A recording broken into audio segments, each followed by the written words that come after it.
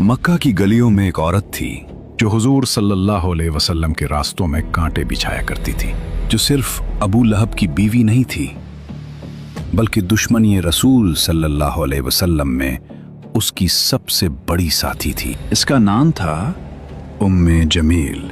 जाहिर में वो एक बड़े और मालदार खानदान से थी, लेकिन उसका दिल हसद और तकब्बुर से भरा हुआ था। हर रात जब मक्का की गलियां सुनसान हो जाती, वो चुपके से निकलती, अपने हाथों में कांटों से भरी झाड़ियां उठाए और फिर आहिस्ता आहिस्ता इन रास्तों पर बिछा देती जहां से रसूलुल्लाह सल्लल्लाहु अलैहि वसल्लम गुजरते थे। सोचिए कितनी सख्ती होगी इस दिल में जो रहमत आलम सल्लल्लाहु अलैहि वसल्लम को तकलीफ पहुंचाने पर खुश होता हो। और यही नहीं, उसकी जबान भी जहर से भरी थी, लोगों के दरमियान झूठ, चुगली, नफरत।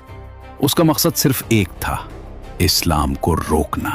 लेकिन कुदरत कभी खामोश नहीं रहती। वो औरत, वो जो नफरत में अंधी हो चुकी थी, जो रसूलुल्लाह सल्लल्लाहु अलैहि वसल्लम के रास्तों में कांटे बिछाया करती थी, कुरान ने इसके किरदार को सिर्फ एक जुमले में बयान कर दिया, वो है लकड़ियां उठाने वाली। कुरान ने कहा वमरातुहु हम्मालतल हतब, यानी वो जो लोगों के दरमियान नफरत की आग भड़काती थी और कांटे जमा करके तकलीफ पहुंचाती थी। फी जीदिहा हब्लुन मिन मसद, इसकी गर्दन में खजूर की बिट्टी हुई रस्सी होगी। एक दिन वही औरत अपने कंधों पर कांटों का बोझ उठाए और गले में खजूर की रस्सी डाले काबा के करीब आकर बैठ गई, थकी हुई, मगरूर, बेखबर। अचानक वही रस्सी जो उसने खुद बांधी थी उसके गले में सख्त होने लगी।